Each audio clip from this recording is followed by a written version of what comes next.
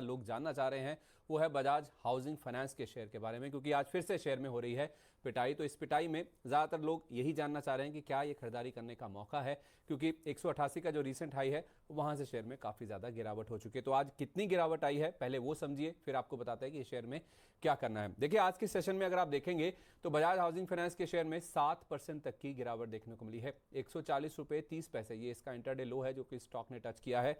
और 9 अक्टूबर की बात आप कीजिए तो इसने 160 रुपये के आसपास का रीसेंट हाई टच किया था और वहां से शेयर करीब 12% के आसपास गिर चुका है। आपको बता दें 8 अक्टूबर को ही 10% का ऊपरी सर्किट लगा था और उससे ठीक एक दिन पहले आप देखें तो 10% का निचला सर्किट भी स्टॉक में लगता हुआ दिखा था।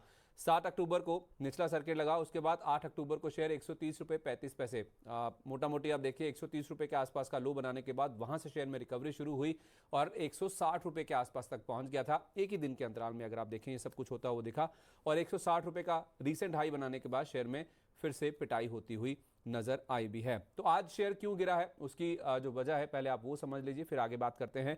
देखिए इनके जो शेयर होल्डर्स हैं उनका जो आईपीओ के दौरान शेयर जारी हुए थे उसका जो 1 महीने का लॉक इन पीरियड है वो खत्म होता हुआ दिखा है। इसको लेकर एक नुवामा की रिपोर्ट आई है जिसके मुताबिक 12.5 करोड़ से ज्यादा शेयर ऐसे हैं जो कि जिनके ऊपर ट्रेडिंग की शुरुआत होगी या फिर जो ट्रेडिंग के लिए मार्केट में अवेलेबल हो गए हैं। ये कंपनी के कुल अगर आप हिस्सेदारी देखेंगे उसके 2% के बराबर आपको नजर आएगा। तो 2% इक्विटी जो है कंपनी की वो शेयर बाजार में ट्रेड होने के लिए सामने आ गई है। इसका ये मतलब नहीं है कि सारे शेयर बिकते हुए नजर आएंगे, लेकिन हाँ ऐसा जरूर आप मान सकते हैं कि इनमें से ज्यादातर या थोड़े शेयर जरूर बाजार में बिकने के लिए प्रेशर के तौर पर आ सकते हैं, जिस वजह से हम देख रहे हैं कि शेयर में आज गिरावट देखने को मिल रही है। ऐसा इसलिए भी क्योंकि लिस्टिंग बहुत दमदार हुई थी। 16 सितंबर को यह शेयर लिस्ट हुआ था, 70 रुपए का इशू प्राइस था, 114% के प्रीमियम पर लिस्टिंग हुई थी, 150 रुपए पर यह शेयर लिस्ट होता हुआ दिखा था और उसके बाद जो 70 रुपए का इशू प्राइस था वहां से हमने देखा 188 रुपए 50 पैसे तक भी शेयर ये जाता हुआ दिखा था। तो जिनके पास ये शेयर है वो कहीं ना कहीं मुनाफा वसूली कर रहे हैं, उसका इंपैक्ट हम साफ तौर पे देख भी रहे हैं और ये हो सकता है कि मुनाफा वसूली आगे भी जारी रहती हुई दिखे, क्योंकि आज 1 महीने का लॉक इन खत्म हुआ है। 12 दिसंबर वो दिन होगा जब 3 महीने का जो लॉक इन पीरियड है वो भी खत्म होता हुआ दिखेगा और इतनी इक्विटी जितनी आज 2% के आसपास इक्विटी उस दिन भी खुलती हुई दिखेगी, यानी कि 12.5 करोड़ से ज्यादा शेयर 12 दिसंबर को भी शेयर बाजार में बिकने के लिए आएंगे या फिर ट्रेड होने के लिए खुलते हुए नजर आएंगे। तो उसका भी इंपैक्ट कहीं ना कहीं शेयर प्राइस में आज देखने को मिल रहा है। अब आपको यह भी बताते हैं कि 7 अक्टूबर को जो सर्किट लगा था, नीचे का सर्किट लगा था 10% का, जिसके बाद शेयर में एक बॉटम बना था, रिकवरी आई थी। पहले वो भी समझ लीजिए कि 10% का सर्किट क्यों लगता हुआ दिखा था।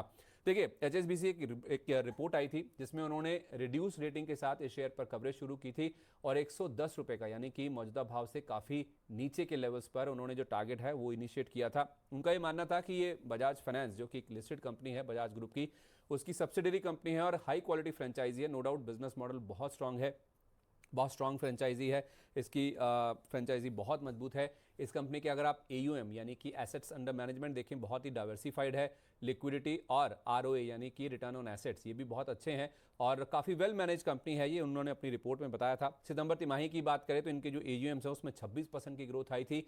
इनका जो AUM का आंकड़ा है वो 1 लाख करोड़ के भी पार जाता हुआ दिखा था। तो बिजनेस मॉडल बहुत ही स्ट्रांग है, लेकिन दिक्कत की बात है वैल्यूएशन को लेकर। इस रिपोर्ट में साफ तौर पे बताया गया था कि इस स्टॉक के जो वैल्यूएशंस है बहुत ही महंगे हैं। 2026 यानी अगले साल की बुक वैल्यू के हिसाब से देखें तो 5.5 गुना के पी मल्टीपल पर यह स्टॉक अवेलेबल है, जिस वजह से नीचे की 110 रुपए की टारगेट प्राइस के साथ रिड्यूस रेटिंग के साथ यहाँ पे जो कवरेज है उसकी शुरुआत की। बजाज हाउसिंग फाइनेंस का शेयर गिर गया तो इसके वैल्यूएशन अट्रैक्टिव हो गए। हाँ बाकी कंपनियां भी उसी तरह से ही गिरी हैं और उनके वैल्यूएशन अभी भी बजाज हाउसिंग फाइनेंस के मुकाबले काफी अट्रैक्टिव, आपको काफी सस्ते नजर आएंगे। तो क्या इस गिरावट में खरीद लें, यही सवाल है जो हर किसी के मन में है, जो जानना चाहता है हर कोई कि बजाज हाउसिंग फाइनेंस हमने 188.50 का देखा था, 150 रुपए पे लिस्ट हुआ था, 150 के नीचे आ गया, आज तो 140 का लेवल भी आ गया। क्या 140 तक टूटने के बाद बजाज हाउसिंग फाइनेंस में खरीदारी करनी चाहिए? तो हमने संतोष मीना जी से बातचीत करी जो कि स्वस्तिका इन्वेस्टमार्ट के हेड ऑफ रिसर्च हैं। उनका ये कहना है कि मौजूदा निवेशक शेयर को होल्ड कर सकते हैं। 8 अक्टूबर को इस शेयर ने 130 रुपए के आसपास का लो बताया था। जैसा मैंने आपको पहले भी बताया कि 130 रुपए के आसपास के जो लोज हैं उसी लेवल को आप स्टॉप लॉस लगाकर स्टॉक में बने रह सकते हैं। छोटी अवधि में ये शेयर 180 रुपए तक जा सकता है। तो लॉन्ग टर्म का जो आउटलुक है वो तो बुलिश है, लेकिन छोटी अवधि में कोई बहुत बड़ी अपसाइड की जो गुंजाइश है वो फिलहाल नजर नहीं आती है। इसलिए कोई फ्रेश खरीदारी करने के लिए बहुत बड़ा प्रोत्साहन तो यहाँ पे नहीं नजर आ रहा है कि शेयर 140 रुपए के आसपास आ गए 188.50 का हाई लगाने के बाद। हाँ, जिनके पास है वो ज़रूर जो 8 अक्टूबर का लो बना था, जैसे हमने आपको बताया 130 रुपए का, उसको स्टॉप लॉस लगाकर आप स्टॉक में ज़रूर बने रह सकते हैं, इस उम्मीद में कि छोटी अवधि में ये शेयर 180 रुपए तक जा सकता है। लेकिन 130 के नीचे चले जाएं तो यहाँ से निकल जाने की जो राय है वो यहाँ पे एक्सपर्ट्स देते हैं।